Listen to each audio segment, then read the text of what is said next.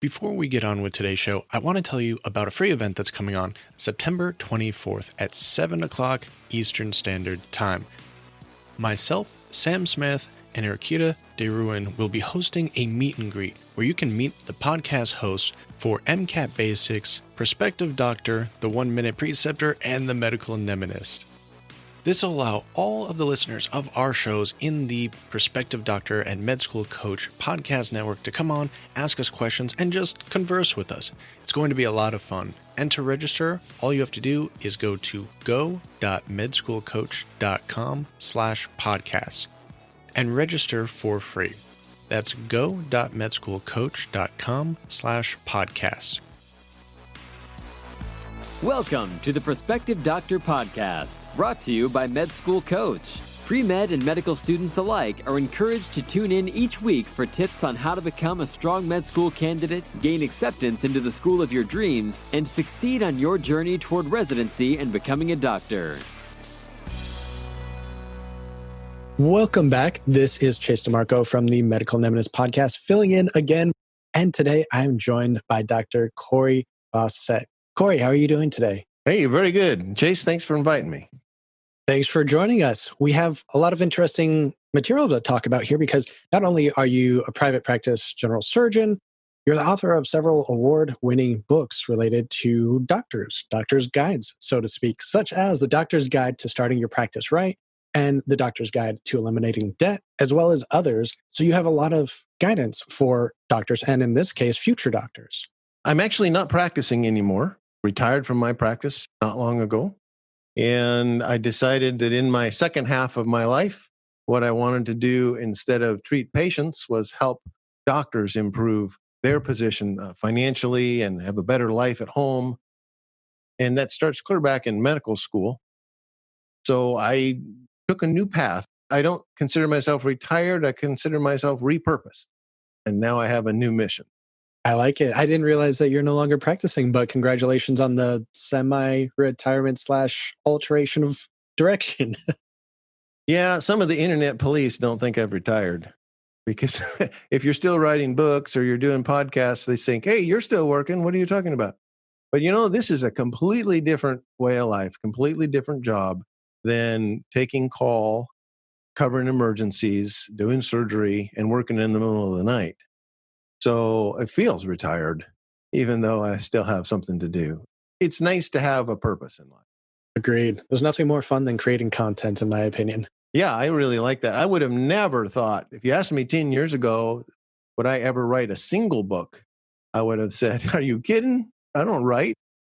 But here I am having, I just published last month my 5th book in this series with 2 more coming down the pike currently. So you never know what the future holds for you. And your books are very popular in the physician community. It might not be as known in the medical student community because they haven't quite reached that point where they're thinking about certain things like their finances and starting a practice. But these are also topics that are very relevant to student plans going forward and some topics that they should really know a little bit more about and some resources to utilize in the future. So I'm glad you're here to discuss these for the audience. If I think back to my time in medical school, I can't really remember that I was up to reading some book that wasn't required by my current course. I remember there was so much reading that I needed to do just to keep my head above water in what I was currently learning that there wasn't really a lot of time for me to read something else. So I can see why most of the medical students haven't discovered other books besides what they're currently working on. So the Starting Your Practice book is a book that's really designed for the last year of your residency so that when it's time for you to branch out and become attending, and you'll be practicing medicine now, that you'll get the right start as you begin to practice the real thing. No longer under somebody else's wing, but the buck stops with you. And whether you're employed or running a private practice, you're still going to be practicing medicine. And I wrote that to help these young guys get the right start when they get into that. That was a lot of fun to do. Unfortunately, most of those guys won't read the book because they don't read anything outside of what they're trying to learn right now. They'll read it when they become an attending and have a little bit more free time, but then it'll be too late. So I don't know how to solve that. Maybe that's a great reason to have you on the podcast, because students can digest a podcast a little bit easier than a book that's not on the curriculum. So we can discuss some of the... And they can listen to it when they're driving into work Exactly. or something. So let's start discussing some of these topics then. And I think one of them is really just the budgeting concerns for students. Since you're not making money, you're getting into a lot of student debt, you still have your normal living expenses. Are there some suggestions, some recommendations that you would give to pre-meds as they're about to enter this phase, or even medical students that they're currently going through this phase in their life? It's interesting when you bring up the topic of budgeting. No matter what phase in life you are in, everybody has an excuse to not budget. So when you talk to somebody like in the medical school era, they say, well, I don't have any income, so I don't need to budget. And then you talk to somebody in the resident era, now they've got a job and an income, and they say, well, I don't have enough time to budget. And then you become an attending, and now you got money and time, and they say, well, I make too much money to worry about budgeting. And so everybody has their excuse why they don't have to pay attention to their money inflow and outflow. But I think it's probably the most important for a student to do it of all three of those people. Because as I remember back when I was a student, I was living on less than nothing.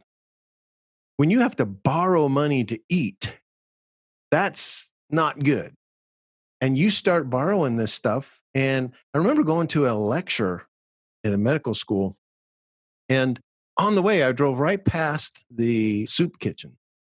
And all these people were in line to get their free food. And it dawned on me that young doctors, if you compare them to those guys at the soup kitchen line, the soup kitchen line has a higher net worth than all us young doctors did. They are a lot better off financially than most of us were because we are way in the negative. You're going so far in the negative as a student that eventually you're going to get out, you start earning money, and it's going to take you years to just get up to broke, where your worth is nothing because you're so far in the hole.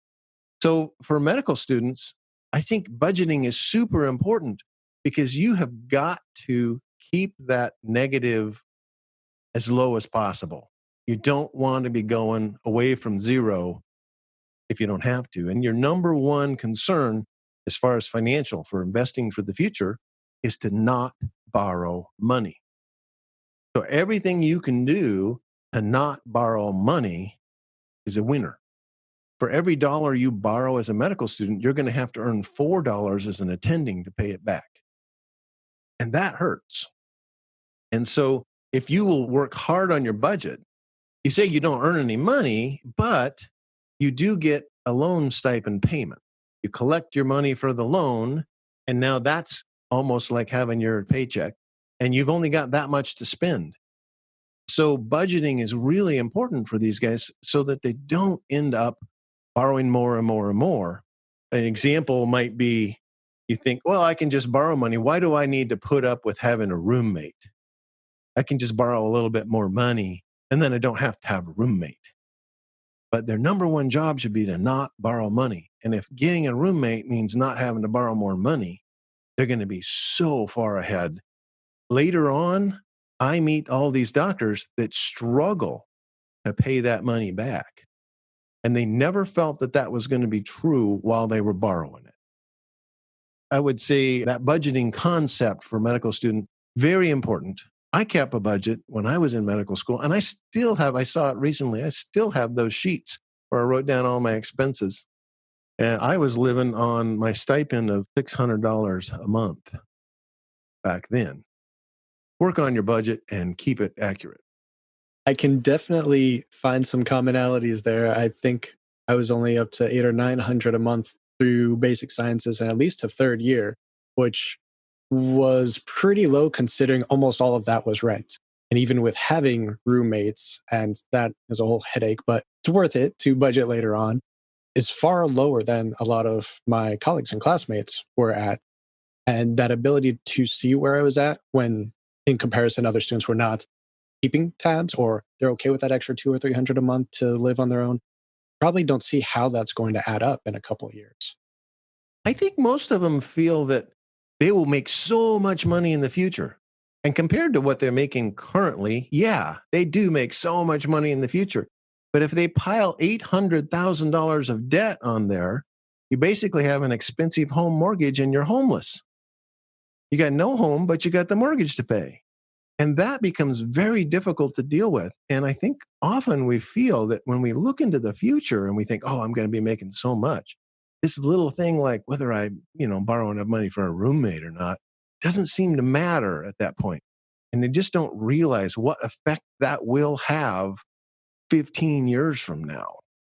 Getting a little personal here, but I donated plasma multiple times during my rotations to pay for groceries or gas. I had a secondhand furniture arbitrage, you could say, taking stuff here, fixing it up, because it was the only thing I could do in my spare time while I was still studying and doing clinical rotations. I had plenty of friends that they had newer vehicles, so they could do something like Lyft or Uber. My vehicle was too old and didn't qualify for that. So there's different options out there, but it also is something a lot of students don't want to consider because it's going to take away from their study time. So do you think there's any good way to balance, especially when you can't see the future consequences of this building debt in relation to how much time you're utilizing now? Is there any advice for just avoiding the pitfalls of getting into debt that you could think of?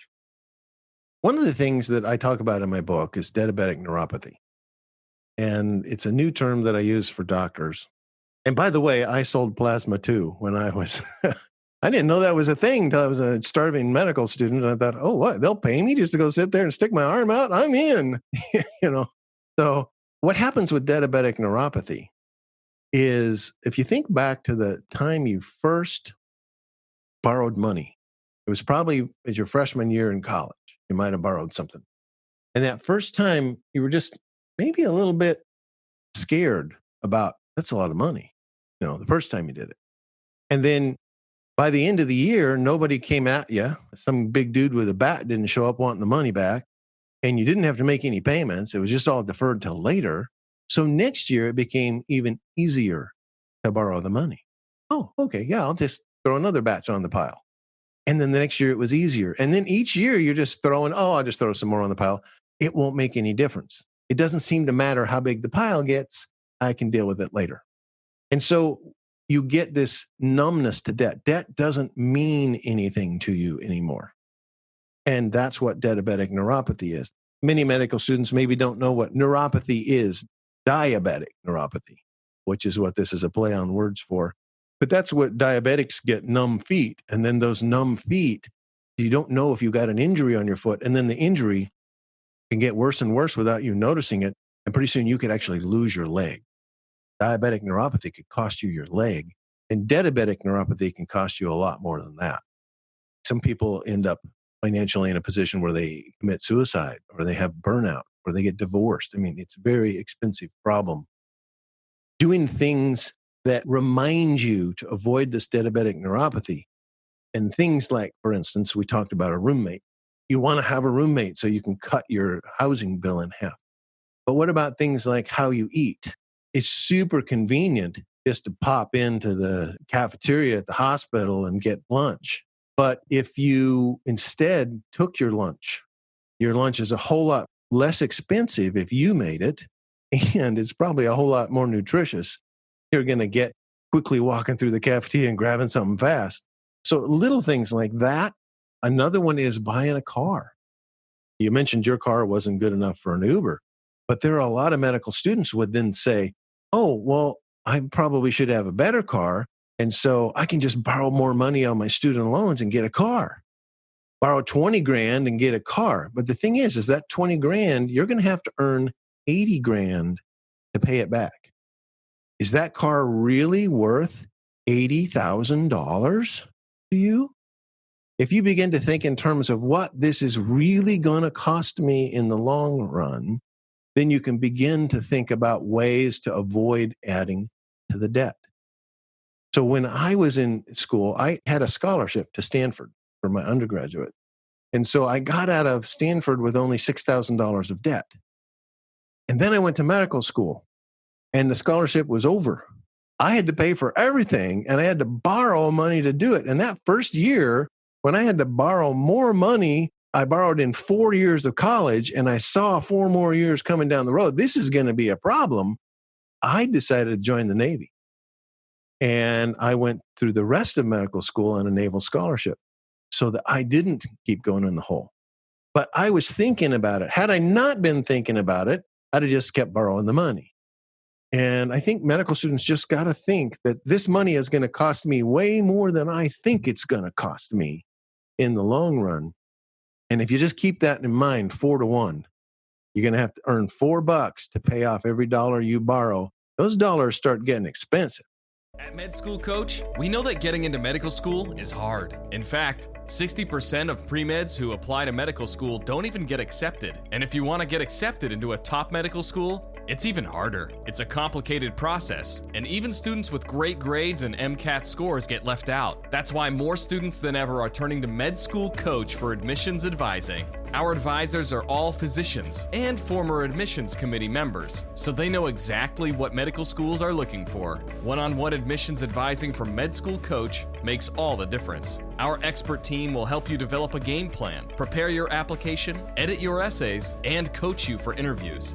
Every pre-med has a story, and we'll help you tell it so you can stand out from the crowd. Visit us online at medschoolcoach.com and use offer code PODCAST10 to save 10% up to $400 on a Med School Coach admissions advising package. You can achieve your medical school dreams, and Med School Coach can help.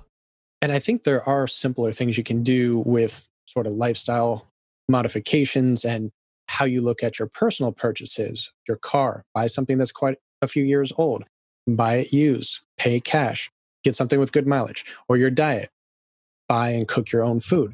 But at this day and age, it's pretty much impossible for most medical students to do anything about their actual student tuition. It's just too much. And the loans, unfortunately, 6-7% for a lot of the, I forget if it's the private loans or which ones, which that's almost twice as much as the interest rate you're paying for a house. And that doesn't really make sense to a lot of students yet. You know, when I say you've got to avoid debt, you're trying to do everything you can to keep that number small.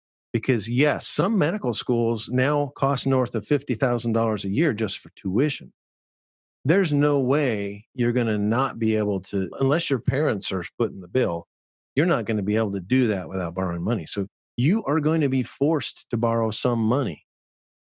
Your job is to keep that number as small as possible. So like you mentioned going and donating plasma. Every time you donated plasma, if they paid you $20 and that was $20 you didn't have to borrow, that's $80 you're not going to have to earn as an attending to pay it back.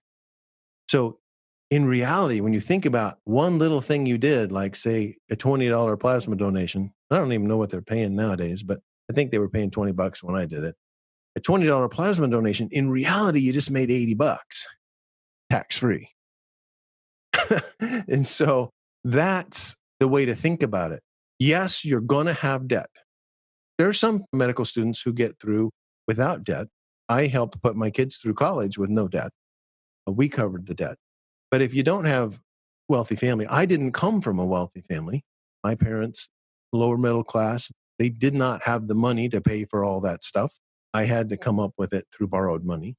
But I was thinking, oh man, I don't want to borrow that much. And so I was looking for ways to keep it down. And then, I found the Navy as one of my options. There are lots of options. Medical students don't do so much that they couldn't have a little part-time job. I had not only the Navy, but I had a part-time job when I was a medical student. And I worked in a job that was designed for medical students. And I was the answering service for a local clinic in the evenings from when they closed at, 5 o'clock until midnight. And then they turned it over to a regular answering service. But between 5 and midnight, they had a medical student man the phones so that if somebody called, I could just reach over and pull out the chart and read information to the doctor that was on call right out of the charts. Because as a medical student, I could do that a lot better than just the service hired. They even brought somebody in. But I actually went right into their office and sat in their chairs and answered the phones up until midnight and was able to help the doctor by looking in charts. And there's not a lot of calls. So as a medical student, basically I got paid to study. And I might get a call an hour and it take 5 minutes of my time each hour, but I get paid for the whole hour. And the other 55 minutes, I was studying. And so there's some great opportunities out there for medical students with their eyes open who are looking around, trying to find ways to keep the debt down as best they can. You're unlikely to get it to zero, but the lower you can get it, imagine saving $50,000 over the course of your training. That just saved you $200,000 in practice. So that's a lot of power that you have in avoiding debt. And that's amazing. The 4X rule that you have there, it makes it feel like less of a sacrifice and more of an investment at that point.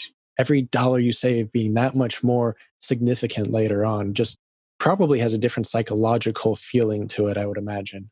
It's hard to make an investment and get 4X return on it in 10 years or 15 years.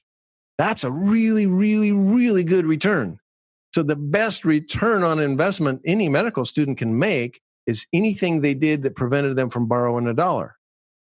There is no place they could have put that money to have earned that kind of return in such a short period of time. So yeah, it is like an investment, and because it is an investment. Well, then I'm curious to hear your thoughts on this. I know that some other physician financial blogs, podcasts, you're familiar with The White Coat Investor. I believe you've been on that show in the past, and some of the other very popular ones seem to advise, for the most part, going to the cheapest school you can find, because that amount of debt that you're saving, putting on yourself, like you said, with 4X, that could be quite significant. Do you also recommend something along those lines, or how do you approach the choice of the school based on the tuition? I would second what they say, yes, because you do have a choice. For example, I had two choices when I went to college. I can take my own example. I applied to my state school, Oregon State University, and I applied to Stanford. Okay. And as time went by in the process, I began to realize there's no way I can afford to go to Stanford. So I had, during the process, taken it off of the plate. The application was still out there. In my mind, I had said, I'd love to go there, but there's just no way I can afford that. My parents don't have the money. It's way more expensive than Oregon State. So one day, I was coming home from a luncheon meeting that I went to with my mom while we were in school. And we stopped off, got the mail, and there was a letter from Stanford. And I thought, oh, this looks like an acceptance letter. Opened the letter. Yep, I got in. And I tossed the thing onto the table saying, it's too bad they didn't give me $10,000. And I went to school. So PE was the next thing. And I'm all dressed in PE and we're getting ready to play something. And some guy taps me on the shoulder and says, isn't that your mom over there? Most of the guys knew my mom. And so, yeah, that is my mom. And I went over there and she was standing waving the letter and says, you didn't read the letter. You didn't read the letter. And I had been given the scholarship to go to school. And so with the scholarship, now Stanford was cheaper than Oregon State. And I went Stanford. But I was thinking that same line back then. You have two choices. I have Stanford and I have my state school. Both of them are going to get me a bachelor's degree. Both of them are going to get me where I want to be. But one's going to get me there on a lot more expensive route than the other.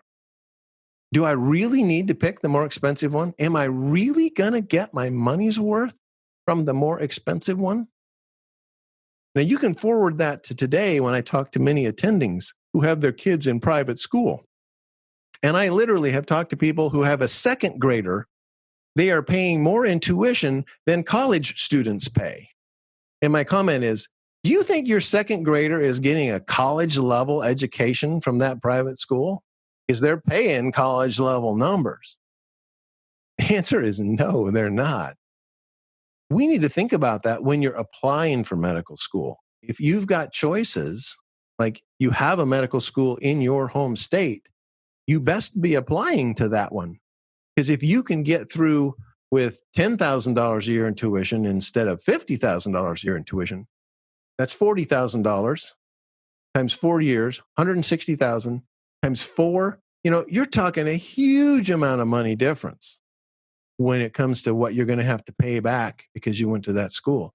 So choosing a less expensive school when you have choices, I think, is a very smart idea. To avoid applying to your own state school is a mistake. Because if you get into it and it's way cheaper at your state than anywhere else, you know what they call the guy who graduates from that school? Doctor. So it doesn't matter what school you're going to go to. There are very, very few people who it will matter if they have a diploma that has a prestigious name on it. And those are usually people who really want to make a career in the research and academic fields. It may make a difference early on, but I can tell you, none of my patients ever cared what school I went to. They cared that their friends liked me and their friends said, you got to go see Dr. Fawcett. He'll fix you up. That's what they cared about.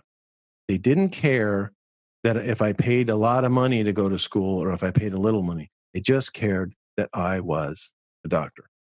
And for 99.99% of us, that's what's going to matter. Get your degree, not where you went. There's very, very few doctors who the place you went to school is going to actually make an influence in your life.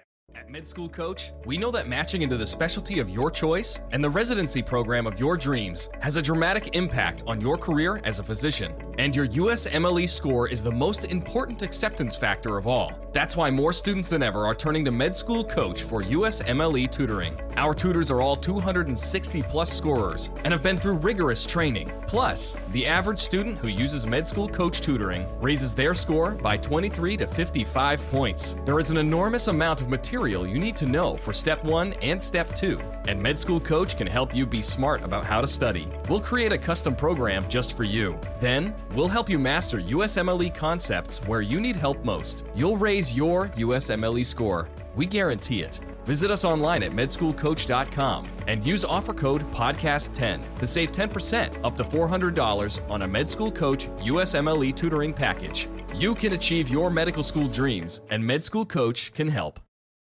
Well, this has been some great information so far. Do you have any other bits of information regarding the student debt that you feel would be vital for our audience? Houses. Let's talk about houses for just a second. A lot of medical students are married and their spouse works. And so they have this thing in America that everyone thinks you got to own a house. So these married medical students are thinking they got to buy a house. If they didn't then, when they go to a residency and they start making money, they think they got to buy a house, got to buy a house. Don't want to waste money on rent, got to buy a house. And I would say, go back to the same thing. The dollars you borrow are going to be very expensive. And medical students and residents have absolutely no business buying a house. I'm just going to make that a hard, fast rule. Do not buy a house. Okay? The reason being, in general, you buy a house because you think it's going to go up in value. But when you buy and sell a house, you have to pay a lot of fees. And it takes on average around 5 years for you to recover those fees based on the way the house goes up in value, the appreciation. And so there are very few residencies that are 5 years or longer. There are very few medical students that go to 5 years or longer medical school. So it's not a good thing. And when you go to leave, you're leaving medical school and heading to your residency, you don't want to have to be trying to sell a house at the same time you're trying to go to your new residency. When you leave your residency and head off to your new attending job, you don't want to be trying to sell a house or at the other end trying to buy a house at the same time you're making all these changes. If you're renting something, and renting is the best short-term alternative, and medical students and residents are someplace for short-term, should be renting. If you're renting, you just turn in the keys and leave. You got a new rental at the place you get there, you just get the keys and you're done. But it's a big process to buy a house. And once you've actually finally settled down, this is the town you're going to live in, and you've been there for a little while, and you've been attending for 2 or 3 years, now's the time to buy a house. And now you'll know what part of town you want to live in. You don't have to be rushed. You can just wait for the one that comes up. And when you finally see the one you want, you'll make the deal, and then you'll just turn in your keys from your rental and you move into the other thing. It is so much nicer. You just got to get it out of your mind that you need to own a house. You do not need to own a house until you've been in attending for 2 or 3 years. That will be the first time you should even be thinking about looking for a house to own. So that would be one huge thing. And the other tip I would give you is to say that treat debt as a problem, not a solution. I think too many medical students see borrowing money is the solution for them. But when attendings have those loans, they see it as a problem. I see attendings and they're having trouble paying these debts off because back when they were getting the debts, they thought their debt was a solution to a problem. But the reality is the debt is a problem. And you're just postponing the real problem hitting you until later. And when it does, it's going to hit you pretty hard. So keep in mind, debt is not your solution. It is your problem. And you're trying to minimize the effects that problem will have on you. That is some great advice. That might be the title for this episode right there. Debt is not a solution. It is a problem. Yeah. And then read my book, The Doctor's Guide to Eliminating Debt, and it'll help you get your mindset right about how debt is. Debt is a problem, not a solution. And I was just going to say, we can find these on Amazon, I'm assuming, but you also have financialsuccessmd.com. Is that a good place to find out more information about you and your books and your other works? I have a blog that comes out twice a week. One time, it's a summary of the 4 or 5 best articles I've read that I'd like to pass on to you, and then an article that I wrote. And sometimes those articles are geared at the young doctor or doctor-to-be, and sometimes at the old doctor. If you've signed up for my blog, you'll get an email showing you that. And then when the title comes through that's not something that pertains to you, you just skip that one and wait for the one that pops up that is good for what you're doing. Because I talk to retired doctors and I talk to doctors who want to be doctors, and they have really different challenges. And so you'll get a little bit of all of that. But the thing that I want to emphasize today is just get your mindset right about debt. And what I like to tell older doctors is you got to stop managing your debt and start eliminating it. I became debt-free about 8 years after I went into practice. And the funny thing is I left residency with only about $5,000 of debt. But 3 years later, I was over $500,000 in debt. Because I saw, oh gosh, I've got all this income now. And so, gosh, everybody would loan me money and I can get all this stuff. And I've been this poor resident all this time. It's time to break free. And I was $500,000 in debt. And so it took me a little while to get all that paid back off. But we became debt free in 2001 when we made our final house payment and have been so ever since. Our personal debt is gone. And so I think just learning that mindset. America doesn't have that mindset. America thinks everything needs to be done on debt. I think you should ask people walking down the street, everyone would tend to answer you that you can't buy a car without a car loan. Cars come with car payments. And when I tell people, no, the car you can afford is the car you can write a check for, they're like stunned. No, cars come with car payments. And as soon as you finish paying the last car payment, you have to get a new car. So you have a car payment. So we have the mindset in America that debt is the way you do things. And we've got to change that. We got to stop managing our debt and start eliminating. Well, besides the financialsuccessmd.com, is there any other way that you would recommend the audience reach out to you? I have a Twitter account, FinSuccessMD, and I have my Facebook page, Dr. Cory S. Fawcett and Financial Success MD. I'm on LinkedIn as well. So any of those places are a good place to connect up with me.